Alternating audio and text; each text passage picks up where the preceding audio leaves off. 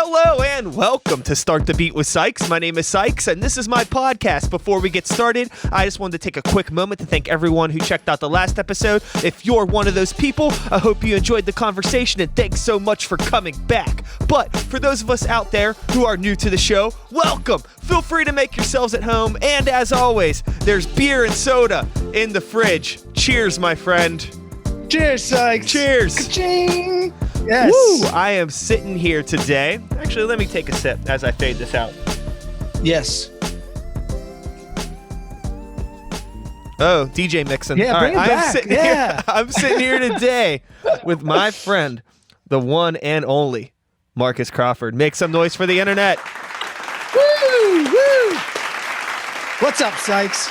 I need to get used to like this whole like I'm looking at OBS, but the camera's there, and I gotta like I'm looking at the wrong thing, you know. So Yeah. Shit, I'm doing the same thing, but that's okay. It could be like interview style. You're looking at the person asking the questions instead of actually in the camera. You know what's actually super funny about this situation right now is with the way that I had the podcast set up before, I would always be on the left side of the screen, and my guest would be on the right. But now with the way everything's angled, I'm on the right side now, but you're also looking to the right at times, so like we're both just kind of like off looking on the opposite side. It's super funny, but anyways, the joys of video. How the fuck are you doing, man?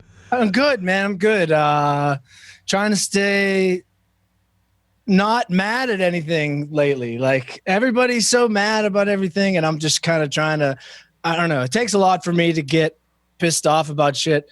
But doing good, making videos, making music, and just doing my thing pretty much. No doubt. Same, man. Same. You know, it's ever since the COVID shit went down and we all got put into quarantine, there's been, you know, a lot of scary stuff going on. And I'm like, shit, like, wish the best for all my friends and my family. Yeah. And it's like, I just, you know, I don't want to be selfish or anything, but I got to take care of me, myself, and I and my small bubble. So it's just like, you know, exactly worrying about the house.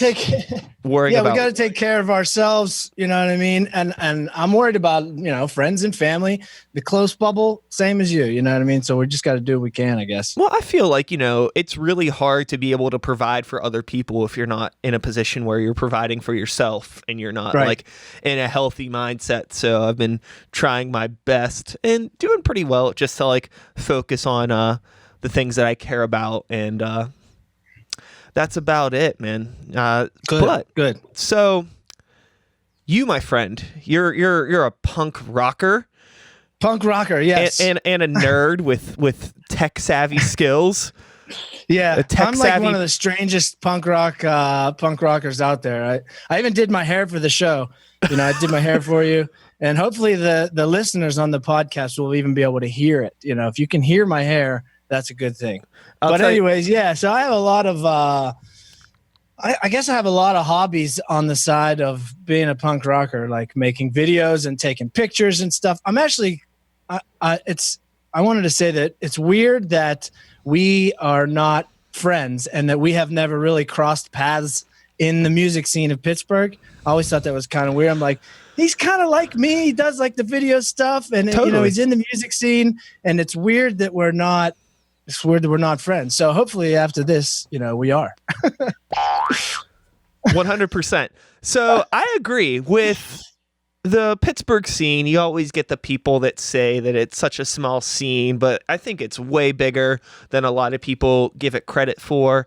And I mean, all things considered, our paths did cross eventually. It did happen. Right. But yeah, I agree. And there's just so many small little pockets of the local music scene. And I have friends that are in the punk sphere of things, but like, I don't play a lot of punk shows, and I unfortunately just don't go to a lot of punk shows. I mean, I don't go to any shows anymore because, you know, it's the end of the world. But back in the day, you know, it was just like, it's a scene that I've been kind of removed from for some time. So yeah, with you, that's cool. With you and everything that you do, you know, let's take this back to the beginning. So, you know, what came first, the nerd or the punk? Oh, that is a great question. Let's see. It had to have been the nerd, because I started skateboarding when I was about 12 years old, and skateboarding led to music, skate videos. So skate videos is actually one of the biggest places that I've learned. Oh my God, who is that? What's that band? What's that song? That kind of thing. Most of the music I listen to today still came from skate videos, back in the 90s. And so I watched skate videos, and I was a skateboarder, and still am. Actually, I still skateboard. I'm 36 years old, and I still skate. And some people are surprised by that, but others like the videos that I put out. So that's cool too. But when you want to make skate videos, you need equipment, a camera, and you need to learn how to do it. So I stole my parents' big ass VHS camcorder, and they put the whole VHS tape in the damn thing, and started shooting me and my friends. And eventually I had to figure out how to edit video. And granted, I'm 12, 13 years old at this time. So like that, I see in my the late 12-year-old. 90s. Yeah. Like most kids would just not figure it out. Or nowadays they just have their cell phones, and then a program or an app does it for them. But back then I had to literally scrounge up enough money to buy a second VCR, which was probably pretty expensive at the time, and edit with one blank tape and one tape up top with the skateboard footage on it, press play on the one, press record on the other, and pause and back and forth over and over until a sequence of landed tricks or landed falls, because you always have to have a fall section in the video. Totally. And then you figure out how to put music to it, which I think back then I had all I did was the RCA cables on the back. I just switched one with a stereo, pressed play and pressed record, and that was it. Yeah, dude, I made a horror movie in high school. Yes. And it was really, really similar. All of that. Some editing was done in camera, but stuff that we couldn't because we tried to shoot it in sequence, but it didn't always make sense because we started having different locations and stuff. So I had 2 VCR tapes, and I remember how I did the ADR for the movie was after I had my rough edit on one tape, I dubbed all the audio onto a computer. And then, I had all the audio from the movie, and then I cleaned up all the weird audio cuts. I put in background music, did some ADR vocal effects with some delays and stuff for the killer. He had a cool sick, creepy voice. And then I had to go back and basically redub the tape again, but then ran the RCA from my audio out on my computer into the VCR that was dubbing the tape to get the audio, and trying to sync it up was a motherfucker. It took me a few times to get it started at the right time, but we did it, and it was a lot of fun, dude. Do you still have that? Do you still have it? Yeah, dude. Oh, I gotta see it sometime. Yeah, dude. I gotta see it. I digitized it recently. Oh, that's great. I actually did the same thing to my very first skate video. It was called Pittsburgh's Finest. My dad, and we were not Pittsburgh's finest, let me tell you. We were terrible skateboarders. The footage was so bad and shaky, and it was usually just the frame was our feet and the board. So it was this, ankles and board, and then you'd see the trick, and it would bounce up when we push on the skateboard. But I recorded it, and then I'm watching. My mom actually found it just a few months ago, and sent me a clip on her cell phone. And I went, "Oh my God, there it is!" Because I thought I lost it. And so I went and got the tape, watched the whole way through, and then all of a sudden, a Steeler game from the 90s pops up, and I'm like, "Oh my God!" My dad taped over the very end credit section and the fall section. The Steeler game, that's not classic Pittsburgh dad shit. I don't know what is, because oh my God! But I have most of the video, so that's pretty awesome. I was excited about that. Yeah, that rules. There's I have a good bit of the air quote media that I created as a kid. Some of it definitely has been lost to the sands of time for one reason or another, but I still do have a good bit of it. I think fortunately maybe when I was 15, 16, was when I really started getting into music production. And I started to like value this shit from when I was a kid. So I started like being more conscious of keeping track of the things that I made. There's definitely some stuff from like when I was a little bit younger that I don't have that I wish I did. But most of the stuff from when I like really started making music seriously and filming and doing all that stuff, I still have, fortunately. Yeah. Yeah, luckily, yes, I do most of it too. It eventually turned it's like it's all still there. The tapes just got smaller and smaller eventually. Yeah. It just like it went from a VHS to either a VHS-C or an 8mm, then to mini DV, which was even smaller. And then eventually, like, then for a while there, they had DVD, remember DVD video camcorders? Yeah. And I never had one of those. I just like didn't trust them. And I actually still have my 8mm, my digital 8mm, which was like my prized possession. I think it was like $1,000 Sony. I don't remember the numbers, but I still have it. It still has stickers all over it and stuff. And actually, it will still play a lot of my tapes, which I have shoe boxes just full of. But yeah, I didn't actually get into music production until production. I was playing music as like, as a young kid. I think I was maybe 13 or 14 when we were in our first band back in the day, but we never really like our production consisted of pressing record on an audio recorder while we were playing. So what was the name of your first band? Well, okay. The first band name that we only didn't write any songs. We barely covered any songs. We pretty much played Green Day's, what was the song? Dennett. Oh yeah, that's what is that song called? It's Brain slipping Stew. my mind. Was that Brain Stew? Brain Stew or something like that? Yeah, one of those. Yeah. But that was all we played, and that band was called Femur, like the Okay. bone femur. But after that, it was like a serious band was Nocturnal, which eventually turned into Lacking Restraint, which they played for years and years and years. Shout out to Brent and Lacking Restraint.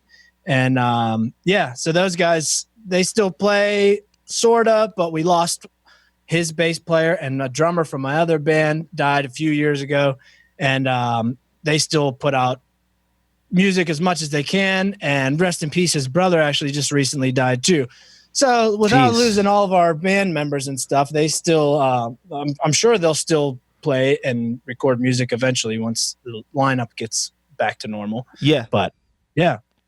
So 36 years old, still skating, still shredding, still making videos, what has kept you positive and just not turning into a curmudgeon like many of our peers have? I'm 34, turning 35 this year, so I'm just like a couple footsteps behind you. But that's crazy. I actually thought you were older than me. No, not at all. Not at all. We're pretty close in age. Yeah, though, definitely. You look about 10 years younger than me. I'll tell you that. Especially if I took off this fucking hat. I don't got nothing to slick back, bro. It's just I've gotten shit for that since when I was younger. It sucked, but now that I'm older and in my mid 30s, it's a good thing. Oh hell yeah, dude! Fuck yeah, man. I don't mind it, but I don't know. I just like to make people.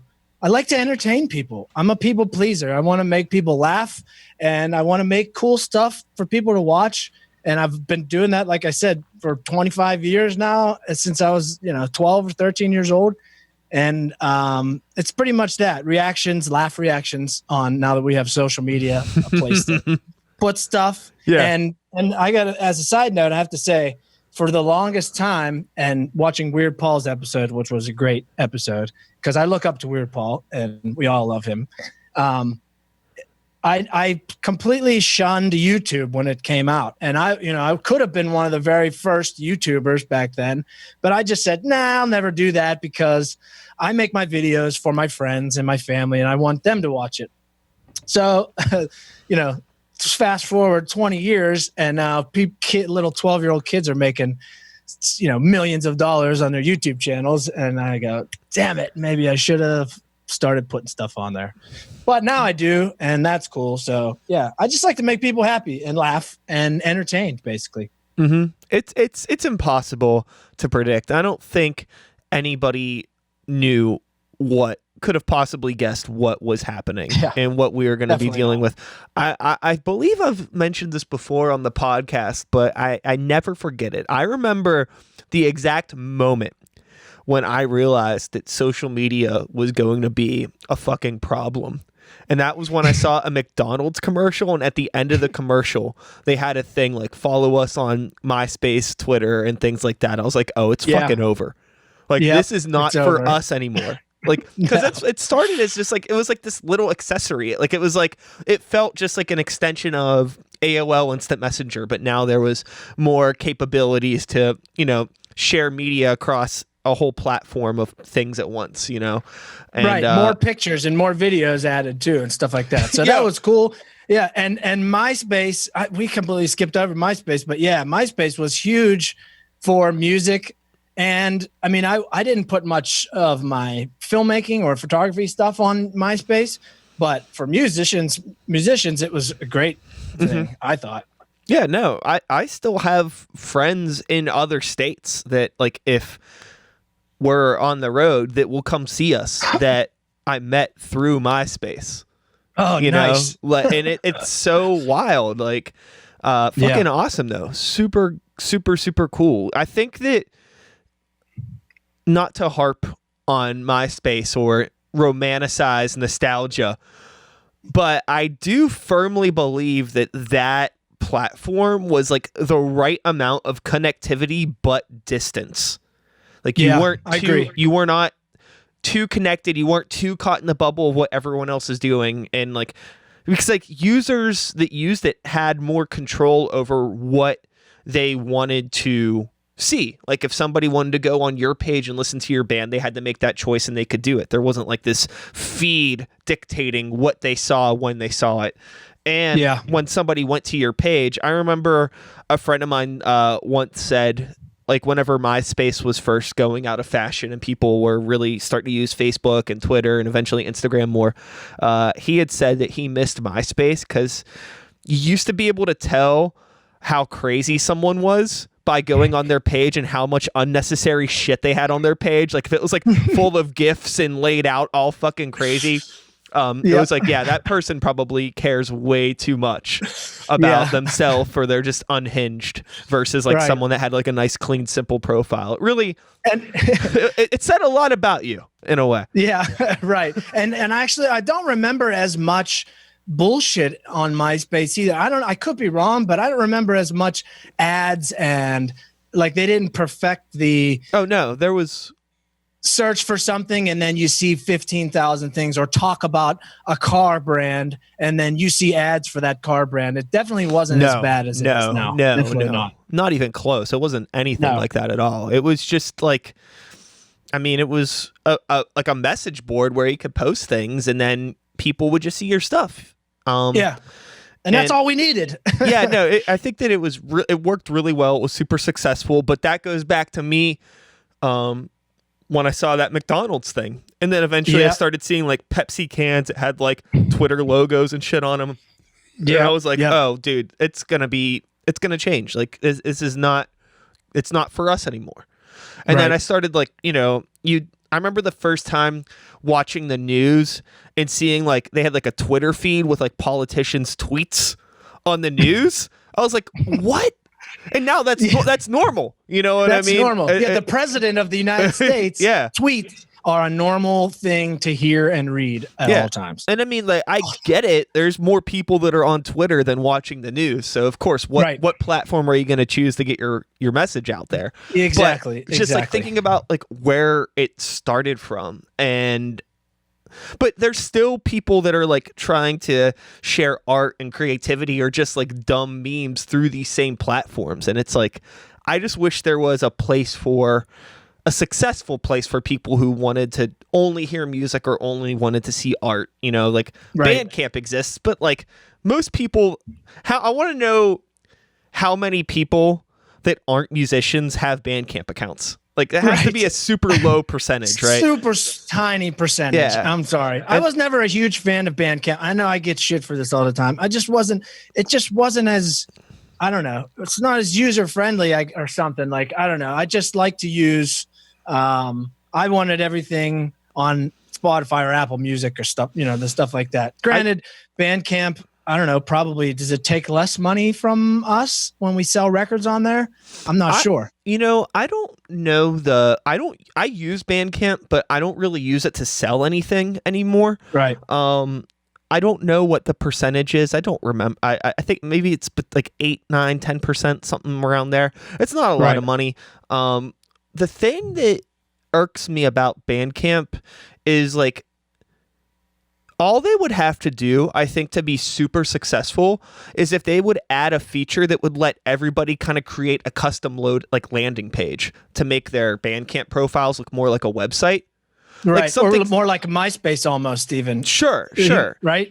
I mean, that would be cool too. If and I don't know, maybe they do this. Maybe I know there's like Bandcamp Pro. I've never used it, but how fucking cool would it be if like, you type in, sykes.bandcamp.com and then you go up and then there's like a nice loading page with a picture of me looking like a badass holding a microphone and then like there's a link for like albums, news, and then like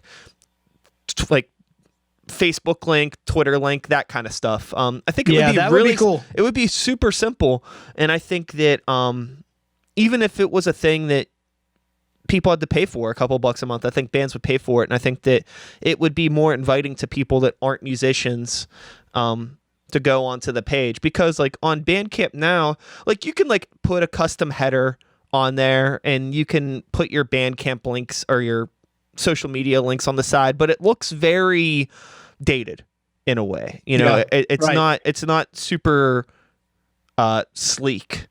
Right. And it feels that way too, I think, whenever I use it. Like it feels like you know how you're on you go to some web page on your phone and it feels like it's only a computer page. Like it would work better if it's on your computer and it's not specifically designed for a phone yet. That's kind of what the feeling I get from Bandcamp. Yeah, same. It is what it is. I think that they could really do a lot, and like give artists a feature to have a blog on there. How much data or server space could it possibly take up for bands to be able to post a blog on their page? Again, maybe the pro features do offer this. I just know that I've been on a lot of Bandcamp pages and I've never seen anything like that. It's just like a picture of the album and then like, your info. I mean, I guess I appreciate the bare bones, no bullshit feature of it. But, I think that's probably what other people might like about it too. Well, I think that if they want to stick out, now that like it's super easy for anyone to get their music on Spotify or Tidal or whatever other streaming service, Bandcamp doesn't offer anything that those other places don't already offer. It's all the same. And I think that, but people that aren't musicians, normal people, use Spotify. So most of the time when I'm talking to somebody and they're like, yo, is your music on Spotify? It's very rarely anybody's like, yo, is your music on Bandcamp? And it's usually like, just like some super DIY person, which is all the power to you. I have one of those friends. Yeah, yes. Yeah, I get it. But like, if you want to go where the action is, you gotta, you're telling people your Spotify link, and there's kind of no reason to use the Bandcamp anymore. I think that that's why like I kind of upload to it just so people can listen to stuff on there. But if they had those extra features that would allow you to really customize your Bandcamp page, I think you would direct a lot more traffic to it.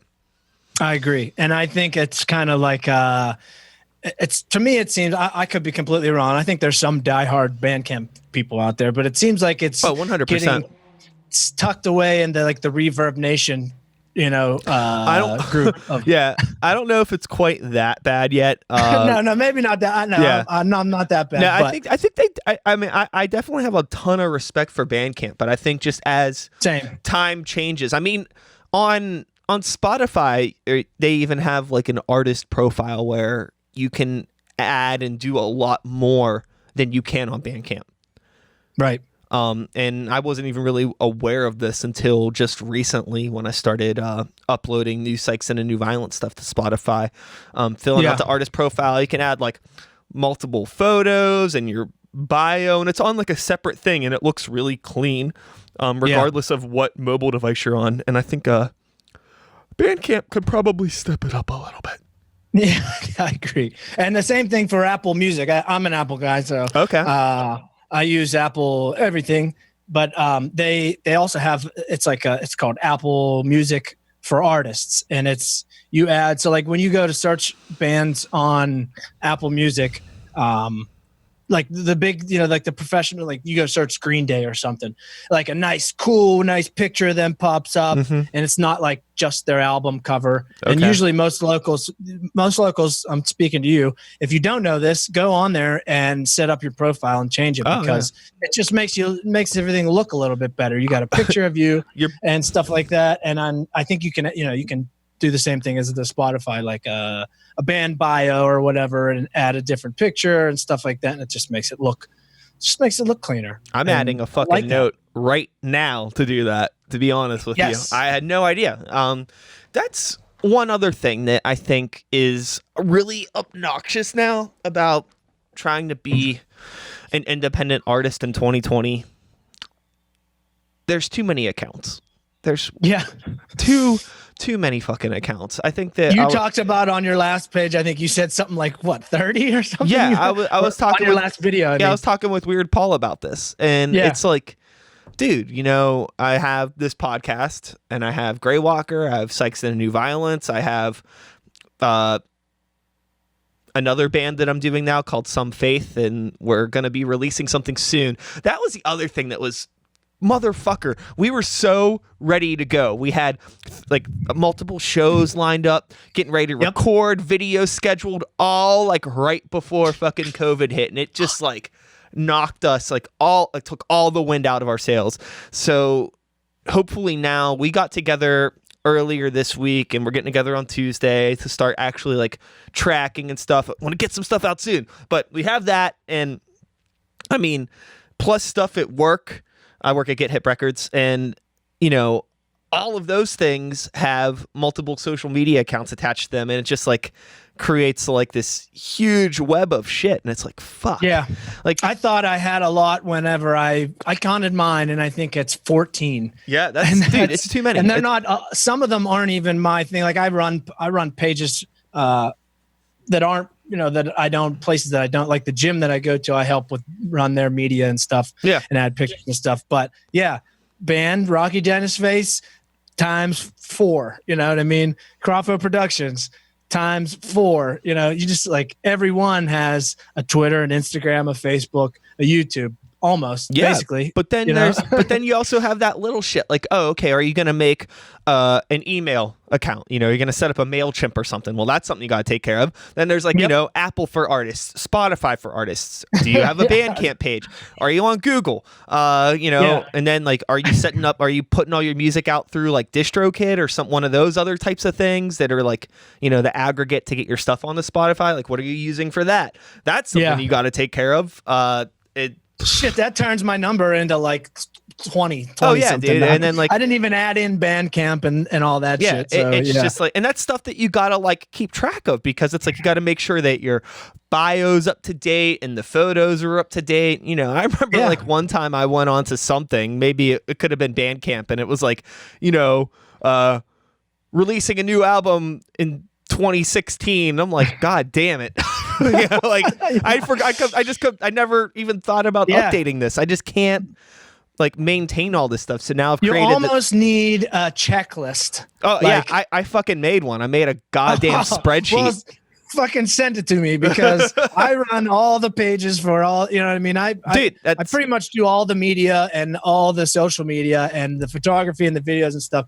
For my band. So like, I would be nice to have something to like. Oh, we got something new and big that I need to get out there. Okay, let me check the Twitter. This is how I run my spreadsheet. So I had all the projects that I do, and then I put all the projects going across the top, left to right. And then projects top to bottom, down. Left to right, all of the platforms that they're on. And then some projects don't utilize some platforms, so I black that stuff out on the spreadsheet, and then from there, all I do is I put dates in the cells, and the date would be the last date that I updated it. So I could go okay. back every couple weeks or every couple months, whatever, look at it and be like, oh, fuck, I haven't updated that Bandcamp in, 6 months, but, we took some photos a couple weeks ago. Let me just go on there, add the photo, and then I'll update the date. So now I remember that I did that. Right. And another thing I noticed that some places or some social media things are doing now is linking all the other social media accounts to, like, if you post from one place, you can post to every other one from that thing. But that doesn't always work either, because like if I do that with Facebook and Instagram a lot of the times, like the same type of post, copy and paste. But I have to switch the tags to @. You know what I mean? So it's just a complicated. And that fucks up your notifications like none other, because now it's like, I'm getting, that's the other thing too. In terms of posting stuff, you got to remember to manage all that stuff. Then when stuff's coming in, you know what I mean? Like, I'm getting show offers. Like, people will like send us a show offer for Grey Walker on the Start the Beat Instagram page.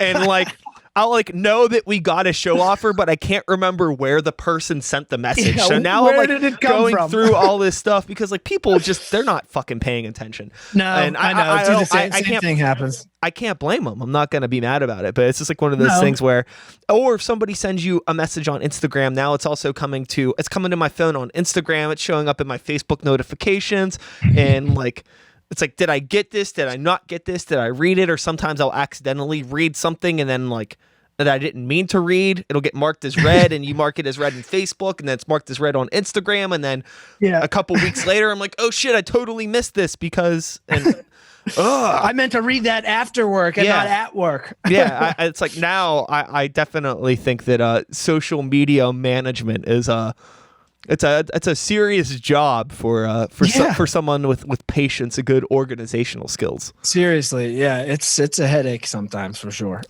So Rocky Dennis Face. That's RDF, bitch. So that's your band now that you're punking around with, right? Yeah, we punk it up every once in a while. Tell me a bit about that. Well, we started. The band existed a long time ago. Scott Leclerc, Sancho, we call him Sancho, started that. It was his brainchild probably 15 years ago. And they went through a couple members, and it just didn't kind of like, they might have played a show or two. I think they played at the pub once, and then they actually played at my old restaurant that I used to have shows at. It was like a restaurant / pizza shop / venue. But anyways, that's another story. He started that, then eventually in 2016, a year before that, I joined the band as second guitar, and we had a drummer. Our drummer quit. I had to move to Florida. So I had to learn how to play the drums, and I never played the drums in my entire life. I was always like, in every other band I've been in, I was always like the worst drummer. When you like hop on each other's instruments when you're waiting around for the bass player to get there. Yeah. And like you want to jam and something, I'd always get on the drums, and like I just couldn't do it. Couldn't do it. So that was a learning curve for me, but I did it, and I figured it out how to play a punk beat, and the rest kind of just fell into place. And so far we have one full length album out and a couple singles. And now we're actually working on our second full-length record, because what better time to make a record than a time where you don't have any shows or anything else planned? Yeah. I think that it's a really good time for productivity right now. And I believe I've already mentioned this a couple times on the podcast, but I will say it again. I'm really curious to see what the music scene looks like when things come back, because I think it's going to be full of people that are really passionate and people that actually give a fuck. Because I do think that this pandemic probably weeded out some of the weak links, if you will. You took the words right out of my mouth. Yeah. I think that there's definitely some bullshit motherfucking bands that did not give a fuck, that were just playing shows to play shows and taking up space and stage time. And I know when things come back, I'm really confident that like you're not going to see fucking 5-6 band bills anymore. It's going to be 2 or 3. It's going to have to. It's going to have to be. And stage space is Which going to be. I don't mind at all. No, I totally am cool with 2, 3 bands, 4 at the very maximum, which that's even when we're like everything is over and we're allowed to totally hug each other and shit again. No, that kind of thing. There's no reason that, like, if you wouldn't expect somebody to go, it takes a certain kind of person to go to a theater and watch a 3.5, 4 hour long movie. Right. So, like, why would you expect somebody to go to a show and watch mediocre bands for 4 or 5 hours? 4, 6, 5 or 6 sometimes. Like, you can't do it. Even good bands. Like, I fucking, like, I think I've seen Dream Theater play 3 or 4 times, and I've only sat through a full Dream Theater set once. I always leave early because I'm just like, dude, this is exhausting. And they're world class. You know, they're not a bad band. I like Dream Theater, but I can only take so much. Yep. Only so much. Totally agree.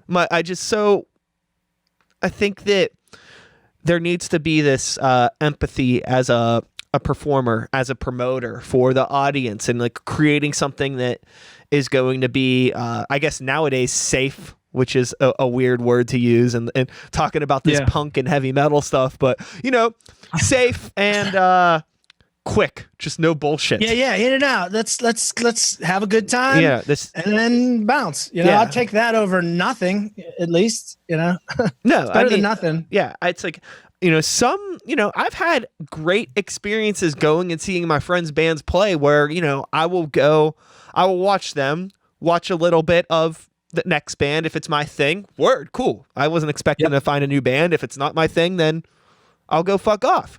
You know, I could go watch a band for a half hour and feel fulfilled. I don't need to watch 5 hours of live music. I love music, but I also love other things. I have other shit to do. You know, I got my, most of the time, if I see a good fucking band play, like I just want to go home and practice or like work on something. I don't, I can't like, I get inspired. Yeah. Or you watch someone on stage, you're like, fuck, I wish I was playing tonight. Totally. I want to play.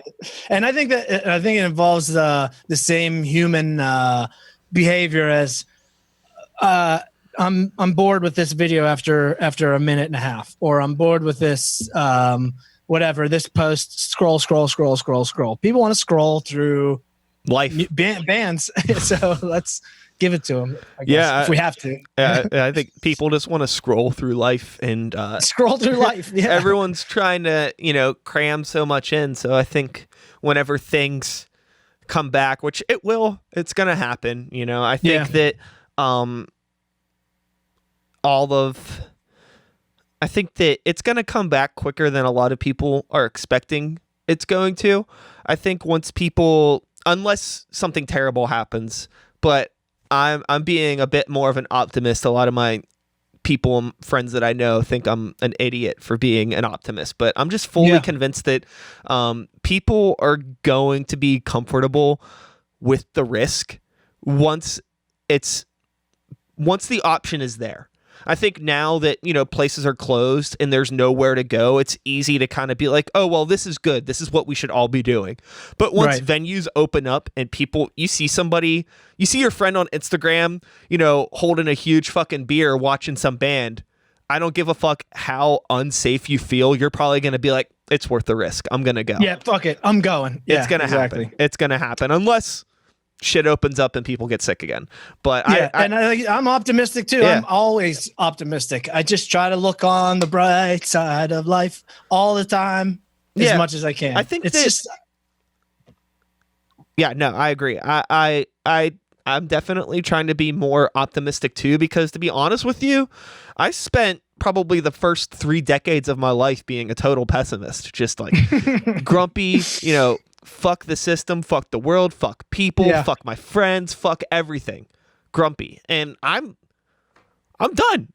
It got me nowhere. You know, and how do you feel now that you're on the other side? Better? I feel a lot better. I've, you know, started taking responsibility for my own dumb fucking actions. I've started to work harder. I've started to just focus my energy and time and resources in the things that I care about. Fuck the rest. And you know, I'm getting a lot more done. I have good things in my life. I have a job that I like and people that I like, and a house, and like I've worked for it, and I'm happy to have it. And it's all about just being positive and not getting distracted with nothing but negativity. Obviously, there's things in the world that we all need to address and be focused on, but you can't let it dictate everything, because like, I don't know, like I feel like we have such a small amount of time on this planet,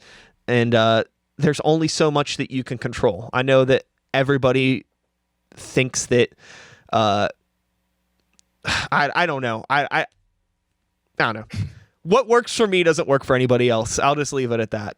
Yeah, everybody's different. You know what I mean? You got to do your own thing. But if what you're doing is not working, and you're unhappy all the time, and you fuck everything, and maybe things need to change a little bit. Mm-hmm. So yeah, I'm the same way. I'm having fun doing my stuff, even in quarantine. Like, people are like, "Oh, how you holding up? How you holding?" I'm like, I'm fine, honestly. Is it okay to be fine? Is it okay to be like good? Like, my house, I have tons of stuff to work on in my house. I just built a studio on my third floor to record our second album. The second floor has my photography studio where I do like, studio shots and headshots and like funny band pictures and stuff. And then on the first floor where I'm at right now is where I do my editing and stuff. So like, I don't know, I have a lot to do, and I love doing this. This is all side stuff. Obviously I work a full-time job, but and I also wasn't laid off, so not much has changed for me. And like, I don't know, I'm in a good mood a lot. It's hard to bring me down, I guess. Yeah, I think that it's super important for people, especially in our position, that are doing all this extracurricular activity, to make sure that very specific to people like us. We need to make sure that you're able to finance and fund that thing, and whether it's monetary finance or just financing it with your time. If you give a fuck about what you do and you really want to make it happen, you can make it happen, but it's not just gonna happen. You're gonna have to work a full-time job, and you're going to have to set aside resources to save up for the equipment that you want, or make whatever sacrifice that you need to make to get a house to fit all the shit in it. But it's not impossible, because like, I'm a fucking idiot. I did not, I barely graduated high school. I grew up, in the city. Nobody in my family graduated high school, like, God bless them, or whatever you believe in. But, definitely did not come from any sort of a privileged background, very little opportunity. But art was like my main motivator, and it got me to where I am now. And to a lot of people, it's not very much. I think I'm still on the totem pole of society in terms of the money that I make and what I contribute. I am very, very low. I am not I don't have a whole lot, but I work with what I got, and I'm happy. And like, again, and you appreciate what you have. You know what I mean? That's the important thing too. We appreciate the stuff, even if it's the little stuff. And then, when people want to, you got a lot of nice stuff, nice cameras and nice this and that. Yeah, I work 50 hours a week to buy that stuff. You know what I mean? Like, and you stuff isn't handed to us. You could too.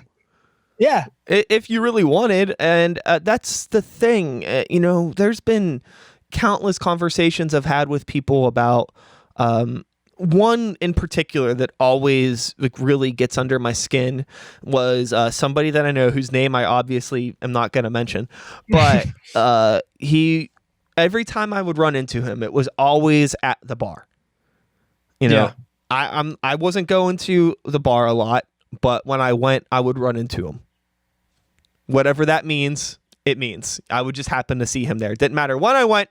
He would always be there. And anytime I would see him, he would always talk to me about music production and wanting to get into recording music. He was, and probably still is, a musician, talented guy, multi-instrumentalist, played in bands, and was good at what he does. And it's like, yeah, I think that you should start recording some music. But there was always an excuse for not getting the gear. You know what I mean? It's like, dude, like you have a computer, right?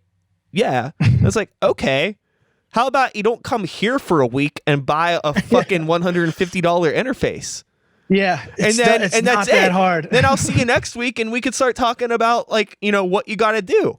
You have everything, but it's like, you know, it's like, oh, well, my computer's not good enough or this or that. I'm like, bro, like I recorded music on a Windows 98 IBM tower for almost 10 years. You still have. I still have it. I still have it. And it's like, that's like part of the family, you said, or something, yeah, right? It's dude, like, dude, you don't need a whole lot. And it's like, and if you need more money, I work more. I don't know. I know that like that's a kind of a shitty thing to say, but it's like, look, you know what I mean? You could see if there's more hours you can get your job, or you could pick up a second job, or you could do this or that. Like you got to make sacrifice. And I don't think it's that crazy of a thing to say. I agree. And you know, there's always opportunities out there if you're willing to look hard enough for them. You know what I mean? Side hustles. I work 50 hours a week, but I make money doing side hustles too. You know what I mean? Taking pictures or making commercials for, you know, companies or real estate stuff or whatever I'm doing. But there's always more money out there too. And I always most of that money always goes back into doing the stuff that I love to do. Mm-hmm. You know, it's like anybody can do it. I think that too, like having an attitude where people can see that you're investing in yourself, people are going to want to invest in you. You know what I mean? If you're, you know, this positive, charismatic motherfucker and you're like, yo, I do these videos and things like that, and you're putting yourself out there, people are going to be like, oh, you know, Marcus is a nice guy, does cool things, I'm going to hire him. But if you're just like this fucking grump, regardless, your talent doesn't matter if you're fucking grumpy. Right. People are not going to want to work with you. Yeah. Like I would you gotta be able to, what's the word? If you're like good with people, personalizable or you know what I mean? You got to be good with people for them to even want to consider you to use you for a job. So like, you know, negative stuff isn't always the answer, I don't think. Yeah. And I think that like, again, going back to me spending, you know, 3 decades of my life being a negative shit, I think that was something that, like, honestly, the podcast was a really big turning point for me. And one of the reasons why I wanted to start it, I mean, I've told the story 1,000 times, but just like feeling like my social skills with people were terrible. And I just wanted to get better at talking to people. I wanted to meet other people in the music scene because like the passion was there. I gave a fuck about it in my head and in my heart. But like externally, it was just like, fuck the world. And I was like, I'm tired of being this fuck the world guy. There's no, why? Why am I like this? I don't know. Yeah. Because I was surrounding myself with negative people. I was in a negative environment and it fucked everything up. But I escaped. Yes, and you're not there anymore, so that's a good thing. Mm-hmm. You're on the happy side. yeah. I mean, I don't know if it's the happy side. It's just more of a calm. It's not always happy. It's not always sunshine and rainbows over here, but it's good to be positive. You know, I'm on the I've abandoned my ego to some degree. Yeah. So with everything that you're doing, again, you know, if somebody's tuning in late or you fucking forgot, you play in a punk band, you do photos, you do videos, you skate. You know, is there anything over the course of your life that you've done that you still don't do, or that maybe you do less than another thing? Cook.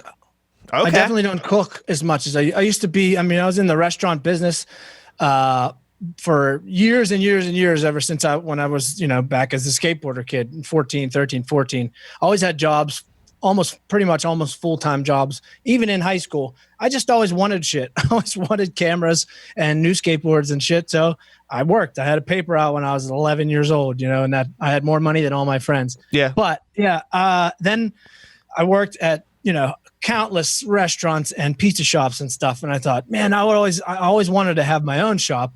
And I love to cook, and I love food, and I love to make people food. So I did that. You know, I opened up a restaurant, and we were open for 4 years, and then you got to make a lot of pizza to pay a lot of rent, which was not easy with as many pizza shops as we have in the area. And I even did things like having shows and having bands, and that blew up. And we were full of kids, young kids, high school kids, in there all the time, and it still wasn't enough. But that being said, I wish I would cook more, and I would like to get into cooking more. I cook for myself because I'm single, ladies. I'm single, and I'm not married. Yes, thank you for the boing. I live by myself with my dog, Buddy, who's sleeping right now, getting sick. He's very used to me filming shit and taking pictures and stuff. But if I had somebody to cook for, maybe I would probably do it more. But I order out a lot, and I actually just got a new propane tank. My dad brought me down a tank, so I'm probably gonna cook for myself today on the grill. Fuck yeah, outside. Dude! Hell yeah, I support it. I think that there's a discipline and a responsibility that I think is really good.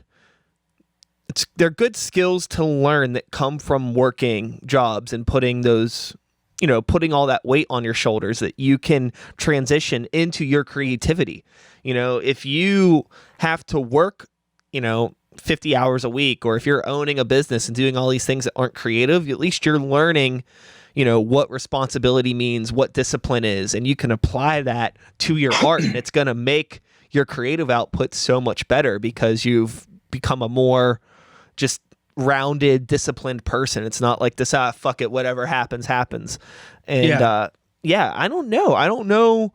I guess it took me a long time to realize that. And I think that that's something that I'm always trying to push now. I don't want to be on a soapbox and being like, you got to work and earn your thing and blah, blah, blah. But you do it's so fucking, it's obvious now, but I definitely get, when I was younger, why I didn't think like this. But now, when I see younger kids that are all I want to do is just fucking play music and I don't want to fucking work, jobs, that's being a sucker, that's giving up and blah, blah, blah. It's dude, if you have never worked a full-time job, do you think you could be on the road full-time?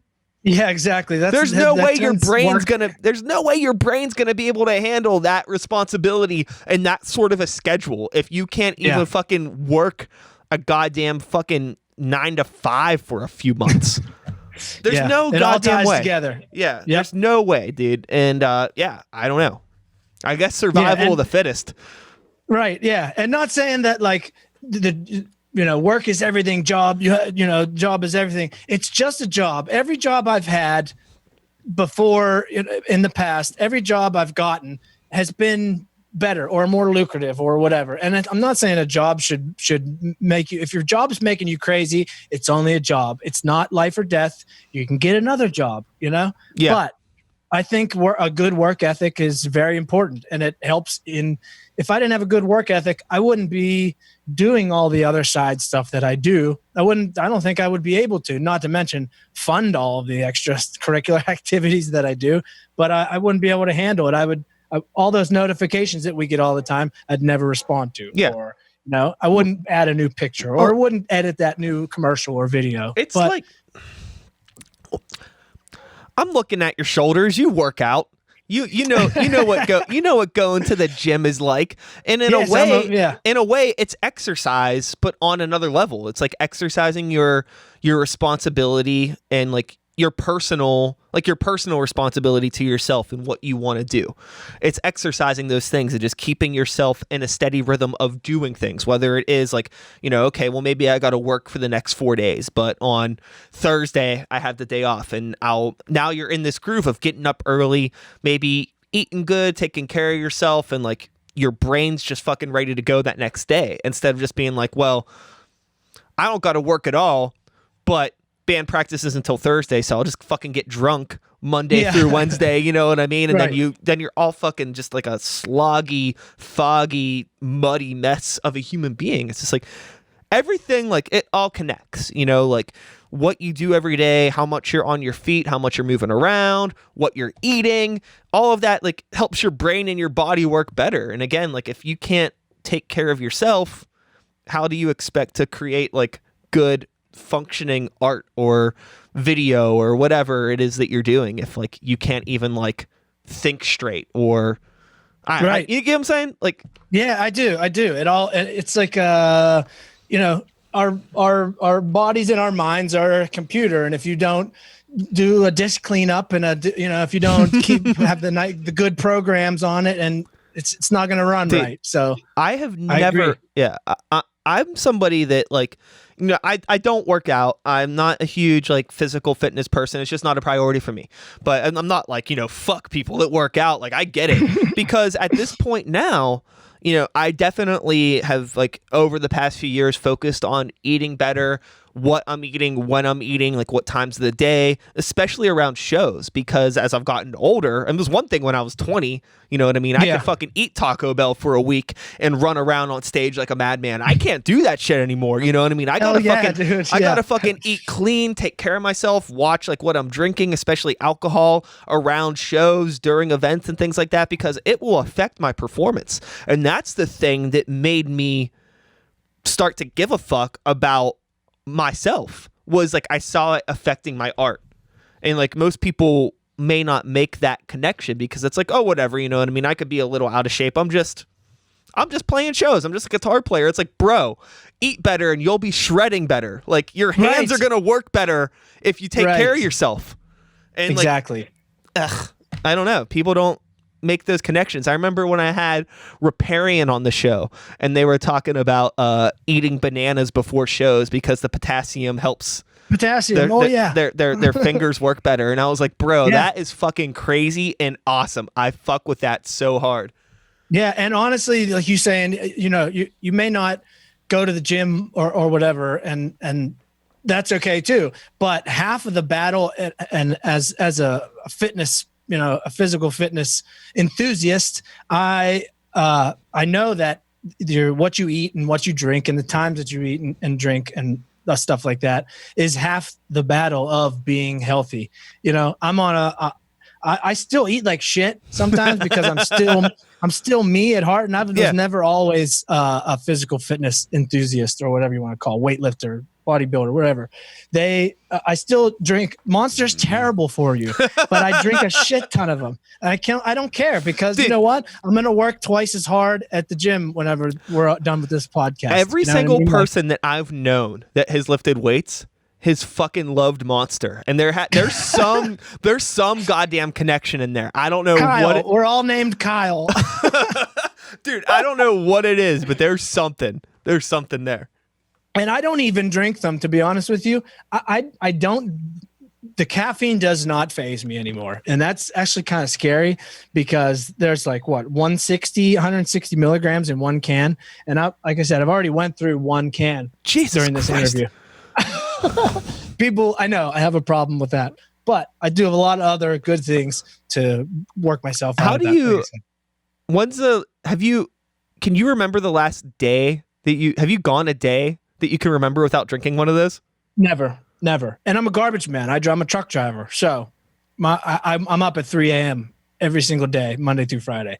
So I need the caffeine, but it doesn't really affect me anymore, and I'm addicted to the taste. Dude, as an experiment, you should not drink them for a couple of days and let me know how you feel. Just see what happens. You'll see me. I'll be all slouched and dude. I tried not drinking coffee for a couple of days, and I could not be a more miserable person to be around. It was amazing. It's like quitting smoking cigarettes, dude, or quitting, tobacco or something. Same thing. I was so miserable. I was making myself mad at how miserable I was because I was very self-aware. It's I understand why this is happening, but then I hear a noise somewhere and I'm what the fuck is that? I'm just going little things nuts. Can Dude, just get on your nerves so bad. This is not good. This is not good. So I've definitely dialed my coffee intake down. I still probably drink coffee every day, but it would be 3-4 cups of cold brew a day, going for it. That's how I am. I start off with one Monster in the morning and I drink that all day. Then when I get home, because if I don't stay up, I'll fall asleep on the couch at 5 or 6 o'clock, and then I'll wake up and not be able to go back to sleep at 9:30 like I have to go. So I have to drink them. It's like a placebo type thing almost. I drink it so I think that I'm gonna stay up. I'm sure the caffeine works a little bit, but at the same time, it's on my list to cut down, you know, to better myself. Or so, how does that schedule that you have like coincide with the band stuff? That seems like a rough schedule to have. I think it would be rough, but the schedule I have now is actually works pretty good. Usually our practice days and shows obviously are weekends. So I never work a weekend unless we have a holiday. Like yesterday I worked to make up the holiday because God forbid trash sit on the ground 1 or 2 extra days. That just we can't have it. Sure. You know, so we got to pick it up. But anyways, practice, if we do practice on a weekday, it's usually early. We got to try to make it early, like a 5 or right after work, 4 or 5 o'clock. But we don't play weekday shows anymore. Not only because I can't do it, but you know how weekday shows are. Oh yeah. And they're 99.9% a waste. And if there's a touring band coming in town and it's a Wednesday and they want to play, I usually I'm straight up with them and be like, listen, we don't want to give you a shitty show, and because we don't play weekday shows anyways. Nobody's going to show up if you play on a weekday. Yeah. So let us know if you come back on a weekend. Yeah. Stuff like that. Yeah. That's when most of the time, if I have friends that are from out of town that are trying to come in on like a Monday or a Tuesday or something like that, I'm like, bro, like you're better off just coming and let's hang out. Like, like just come, if you need a place to crash, if you want to do, you know, whatever, trust, like that's cool. But if you're worried about, you know, losing money, either just stay where you're at for an extra day and skip this, or get where you're going a day early. Like, it's not worth it unless, you know, you just want to come hang out. You might make the gas money you spent to get here. Mm-hmm. You might make that back, you know. But also, I mean, too, like, you know, when you're on the road, you know, playing shows, even if it's to nobody, you're still staying sharp, and it might be an opportunity to, you know, test out a song that you maybe want to add on the next run of the tour or whatever. Like, so you could find productive uses for dog shit shows, and I think some bands kind of route intentionally for that. You know, I feel like in the past couple of years, I had noticed that Pittsburgh, you know, being kind of an overlooked city, we started to get a lot more shows that were either like the first couple dates of the tour, if not the first date of the tour. Yeah, yeah. And it's like, I've noticed that too. It's like, we're getting the fucking, this is like the test run. You know, like we're the test run. We're the guinea pig state. They don't give a fuck. They don't give a fuck if something goes wrong here because it's just Pittsburgh. You know, people, it's so cool. They're starting their tour here. I'm like, no, it's kind of a smack in the face. You need like, you want that. I never thought of it that way. You want that fucking like middle of the middle of the tour. Like they're on fire. Nobody's fucking tired or over it yet. Like they're all warmed up. Like that's when you want to fucking see a band on tour. Yeah. But I mean, don't get me wrong. Like weekday show, like okay, I won't say we'll never play weekday shows, but if Michael Graves, like we all love Michael Graves era Misfits. I know there's a big, Graves, Danzig versus Graves, this sort of thing. We love Michael Graves Misfits. I love it. I love both of those records. And if somebody like that is playing on a weekday, we might hop on the show. You know, if we can get it, we'll play it. But that's different. And that shows like that will have almost guaranteed have more people than an all local bill or someone from another state that's, you know, that mid-range act that wants to come in. You know, we can't get that many people there, but a national act is a different story. Yeah, there's always factors like that you need to consider with the weekday shows. There's a big difference between like Greywalker playing with, I don't know, let's just make up a band like, you know, Bloodthorn from fucking, I love them. Love them. You know, Bloodthorn from fucking, you know, Scranton on a Tuesday versus, you know, us opening up for August Burns Red at the Rex Theater on a Tuesday. Those are two completely different weekday shows. Right. So, you know, we're in the same boat where we don't really play weekday shows, but if it's an opportunity like that where, you know, it is enough to get people out of the house, then we'll go for it. And honestly, even if it shows on a weekend, it's that you need the same mentality. Like the day of the week doesn't matter. Yeah. It's just like, does this make sense regardless? Because most people don't give a fuck. You think people do.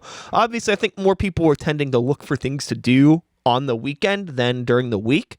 But if you have a good enough thing, people will leave work early or request off the next day or do whatever they got to do to get to that thing if it's actually worth their time. Right.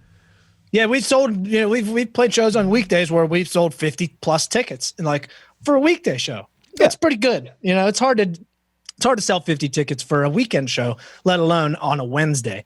But like you said, if it makes sense, and like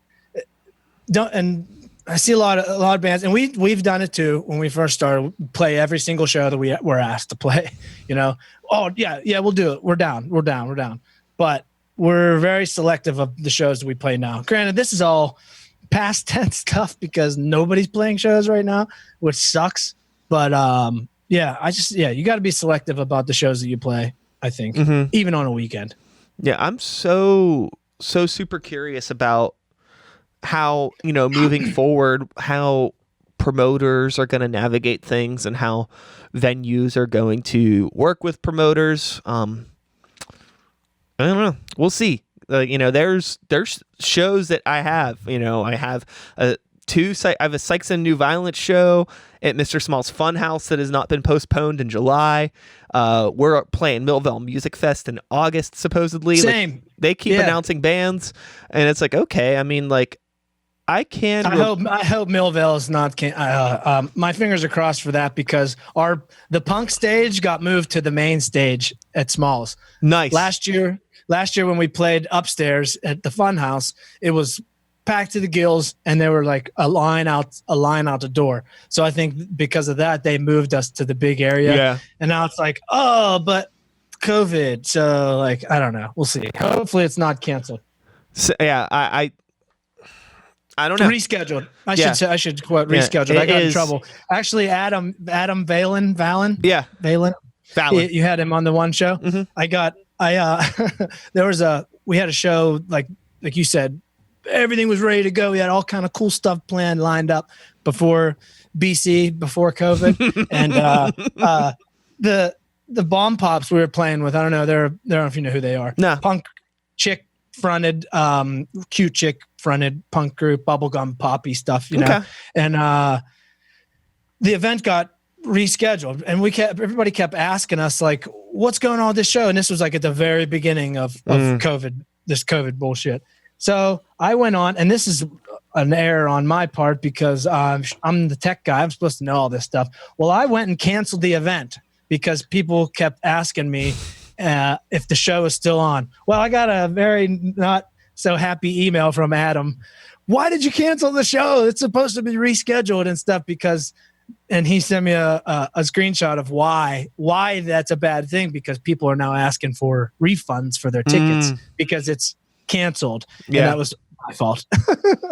So whoops, sorry, Adam. I didn't mean to do that on purpose. I thought it was going to be on our end only because I didn't want our fans thinking that the show was still on. Yeah. And it was a all around thing. You think that they'd be able to contact Facebook and be like, can you undo that or uncancel it? Well, you live and you learn.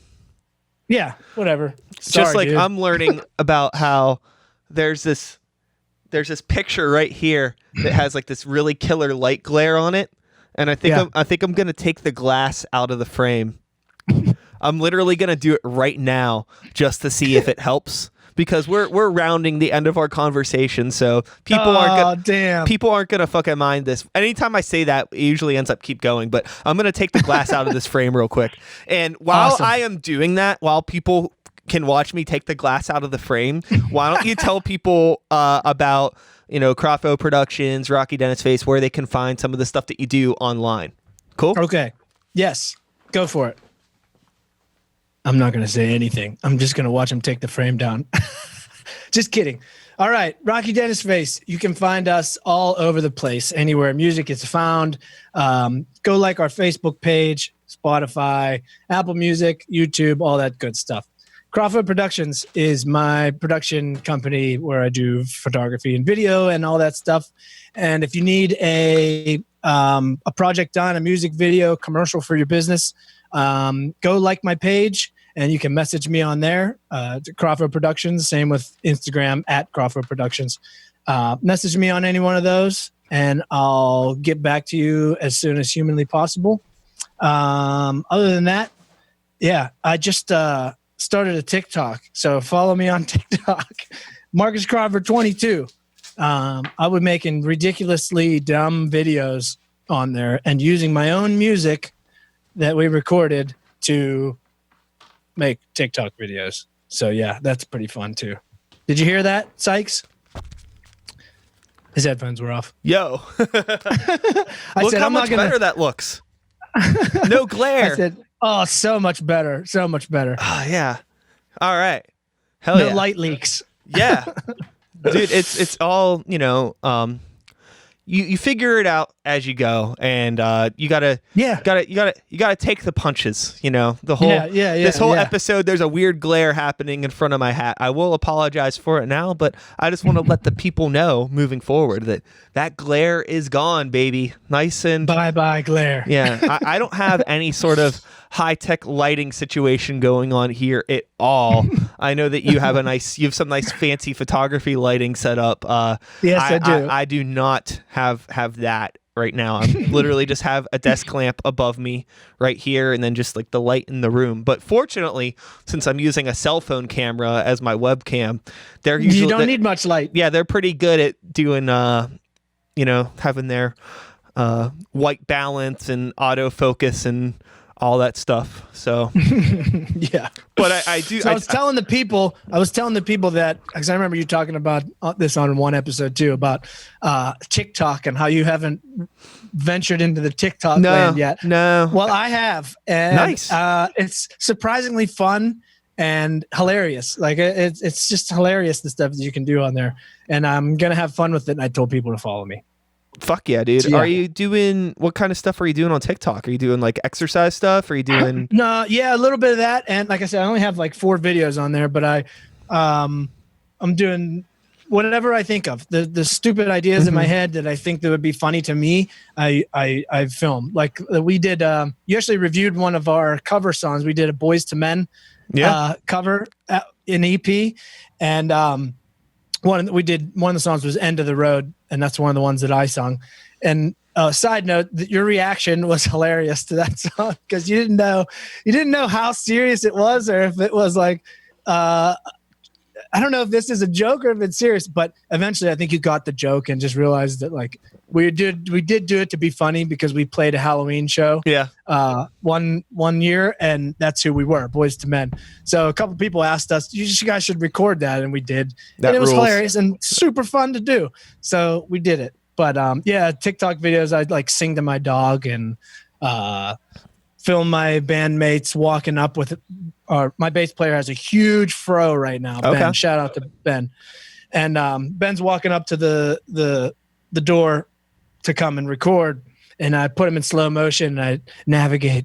All right, narrate. Ben, here comes Ben walking up to the practice spot with his stylish hair, and he takes a drink of his coffee. It's really stupid, hilarious stuff. Fair enough. I think. Yeah, dude. Like, I think that fun. My flaws when it comes to TikTok come from my failures in Vine and Snapchat. I am really bad at capturing things in the moment, and I'm really bad at short form content. And I think that it just requires a different area of creativity, a different part of the brain that I just don't utilize. And I guess I'm just not particularly interested in utilizing it, even if it would be a platform to reach out to new people.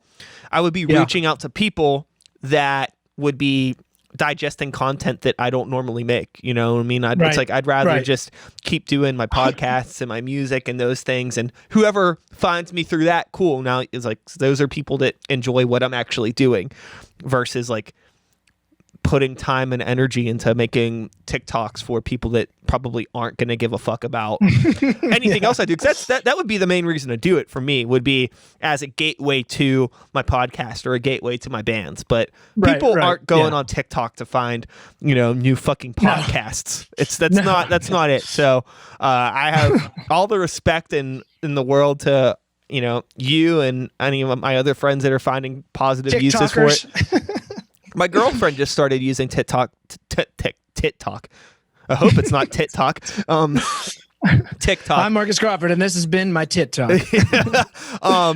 TikTok for her pottery. She like throws a lot of stuff, and like that's super awesome for that. I think if you do those sort of things, and I do like visual art, I do drawing and painting, not as much as I used to, but I think that if I did that more, that could be a good use for TikTok. Maybe I haven't even thought about that until just now when I said it out loud. So maybe it could be a way to channel that energy. But I mean, like, you know, I draw like one picture a month if I'm lucky these days, so it wouldn't be super active, but it still could be something. The cool thing about TikTok is everything that's on your Spotify or Apple, not yours specifically, but everything that's on Spotify or Apple Music, you can use in a video without worrying about Facebook muting it or you getting flagged for, because going back in the day, whenever I used to make skate videos, I put Metallica songs in it and Misfits songs and, you know, stuff like that. I used any music that I want, and that's half the battle. That's half the part that I loved about it, was using songs that I love for my films and stuff. And now you can't do that. It sucks. But with TikTok, you get a little bit of leeway, not a little bit of leeway, but usually they're only like 15 seconds or 60-second clips of the song. I think that they utilized it in a really smart way, because since it's linking directly to Spotify or whatever service they're pulling the audio from, the artists are still getting the revenue from that. It's counting as a play or whatever towards their thing versus like, you know, you ripping the audio from it. So I think that was fucking ingenious, whoever the fuck. Yeah, I agree. And another thing for local musicians like myself, I use Rocky Dennis Face songs for my TikTok videos, and then a little Rocky Dennis Face CD spins in the bottom right corner and it says our name. So like people, even, and obviously younger generation, which is what, you know, there's a lot of potential there for fans and, you know, customers or whatever. They might see it and be like, "Oh, this is cool. Who's that?" And then download our record or something. So it wasn't on the conversation that I had with Weird Paul, but in a separate conversation that I had with Weird Paul, he was talking about doing that. How he was, you know, he has his music online and he can sing to his own songs on TikTok, awesome. And he blew up on TikTok. Oh, he kills fast. TikTok, dude. Real fast. He kills. It's like see somebody like him. It's like he doesn't have to adjust his character or his work at all. No. You know what I mean? It's almost as if that platform was made for him. Made for Weird Paul. So he and like he has so many followers on there. There's like little kids know who he is. Like my nephews know who Weird Paul is without me telling them. They're like, "Oh, hey, that dude, that Weird Paul dude with the haircut." And I'm like, yeah, that's him. Like, he's one of our buddies. Yeah, it's awesome. So it's super, super awesome. So I think that that bands shouldn't feel, or artists in general shouldn't feel obligated to have all of these things, but like really, right? Yeah, don't feel obligated. We're just psychopaths. Yeah, I think that, and have 900 accounts with 5 billion notifications. I think just like paying it, like use, just think about like what the platform actually is, and if you want to use it. Like right now, I think for artists in general across the board, I think Twitter is the most dog shit, useless platform. For artists. Thank you. Yes. But I mean, I have one because me too. If I'm playing a show and somebody wants to promote it on Twitter, I want them to be able to tag me. And since I have one, now it has to be kept up to date, because if I get tagged in a show that I'm playing, and God forbid somebody actually clicks it to see, like, you know, who the fuck is Greywalker, I don't want our last tweet to have been like fucking in 2017. You know, it has new record coming out 2016. Yeah, it has to, but it's like, since you have it, you gotta keep up with it, which is like, it sucks, like taking that responsibility. And I think that that's the thing that like really frightens me too about making a TikTok, or that's a funny sentence. The thing that frightens me about making a TikTok, what a fucking sentence, is that it's gonna be another thing that's like, you know, I feel like whenever I commit to something, I do take it seriously, even if it's something silly like a TikTok. It's like, if I'm committing to this. Yes, I agree. I'm the same way. If I make stupid, funny jokes about it, but it is, I will eventually take it seriously. This needs to be like on a good schedule, and if I'm creating a profile because you want growth and you want Yes. to be able to build on this platform. And it's like, okay, so I need to try. And if I'm not willing to make that time, I'm better off just not even fucking doing it. You know what I mean? Yep. It's funny because I have a buddy from Buffalo, Danimal Cannon, who is a chiptune guitar wizard, nerdy video game dude. But I mean, like he's done music for like Pokemon. Like he's like really, yeah, and he's toured all over, played shows in Japan. You know, big dude. He does not have an Instagram. He only uses Twitter.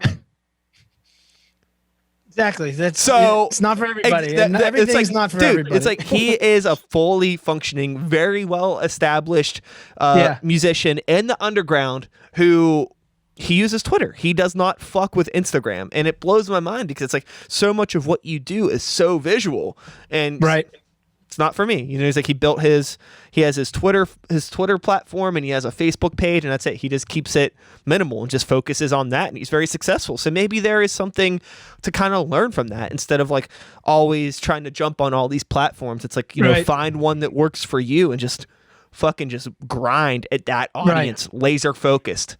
Yeah, and I think we all have our main ones. You know what I mean? Like, like I get the most views and hits and likes or whatever on Facebook. I think just because that's the one I put the most stuff into. Although Facebook is really, really pissing me off lately, and I actually have that on my Sykes notes paper that I made. Because if I'm going to do something, I'm going to go full force, and I wanted to have notes ready just in case.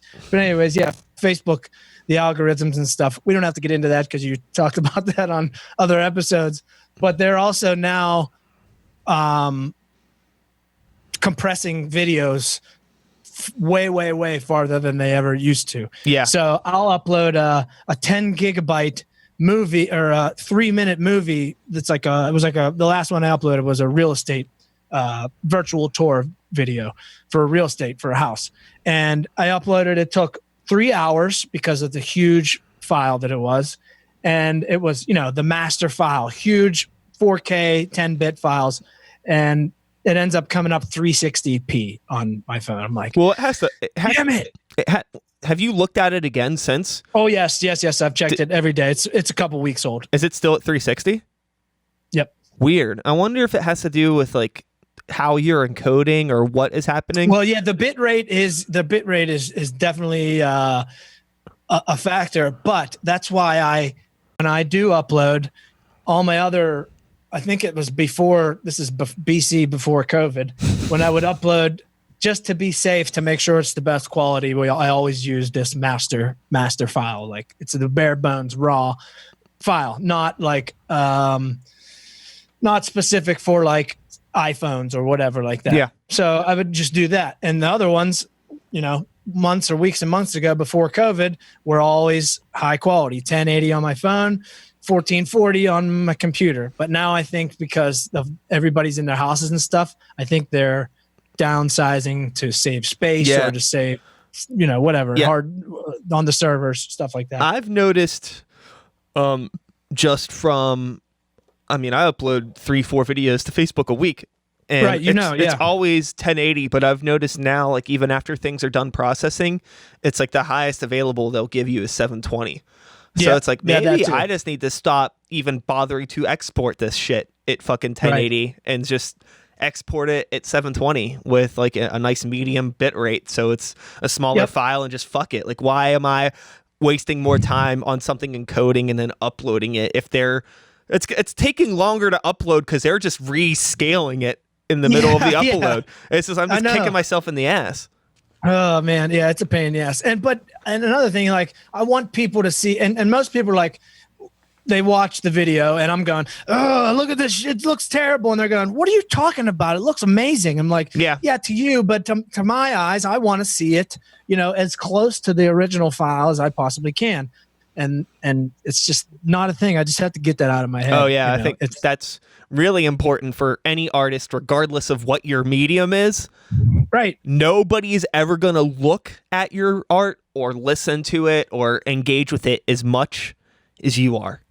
Right. Nobody ever fucking thing. will. And if they do, honestly, like if you ever got into a position where somebody was like, dude, the bit rate on your video looks like shit, that's a good thing, because now you know somebody's actually fucking watching.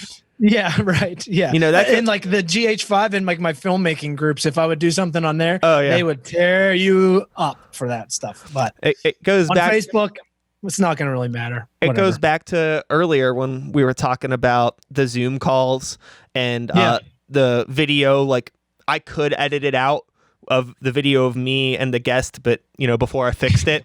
But I was like, dude, if somebody says something about it, then I'll be happy and I will fix it. But until then, I know most people don't care. So I'm just gonna. What do they say? Don't work hard, work smart. Work smart. Yeah. Smart, not hard.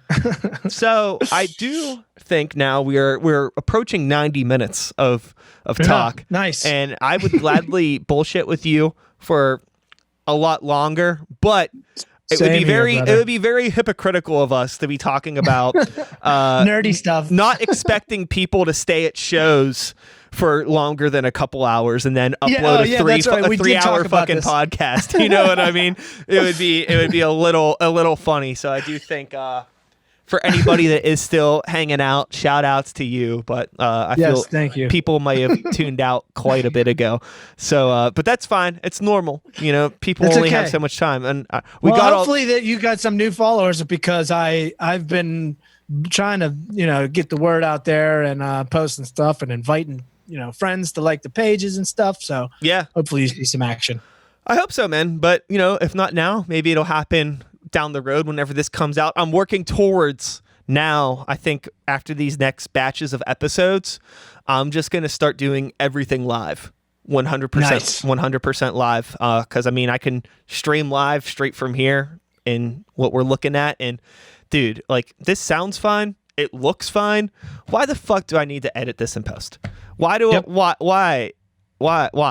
It's just, fuck it. Just to add a nice lot to it. No, you don't have to do that. I could take the audio files and so right now I'm still recording all of our individual audio tracks on my interface over here. Just the audio track. Just the audio. So I could throw some nice compression, level our voices out a little bit, give us similar EQs. It already sounds pretty good. That's something that I probably am going to have to fuck with more if I'm having a remote conversation and someone is using their phone mic or something like that. We are both using, audio equipment. Yeah, I think I said before it's going to be all downhill from here. So, I feel like I wanted to, one of the things with this was like, this was going to be a test episode for recording like this, but you're probably the only person that I have in the lineup that's capable of doing this. So cool. That makes me feel good. Maybe I'll, whatever, dude. But no, dude, I appreciate, you taking the time wanting to come on. I appreciate you reaching out. I appreciate, even just like, you took some photos of us. I think that was basically like how we came into contact with each other was from at the Ormsby show. You took some photos, reached out. I think we may have said hi at the show. I don't remember. It was very like, it's a show and chaos. But that was like when I first started seeing your name popping up and things like that. And then I realized that you were in Rocky Dennis Face, which I think I had already known about prior from, stuff being sent into the podcast. So it was cool to make those connections and good to meet you. I'm glad we finally got to do it and finally got to cross paths, as we said before. That's weird that we haven't yet.